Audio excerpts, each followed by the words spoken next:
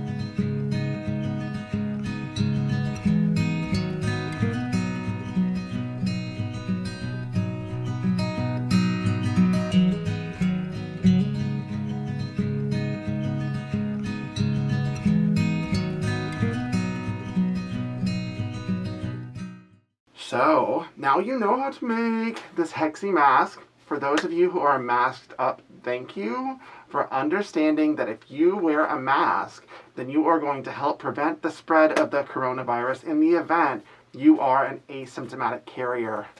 Thank you so much. I hope you enjoyed this tutorial, and let's mask up, everyone. So keep it positive and keep it safe. Mr. Domestic out.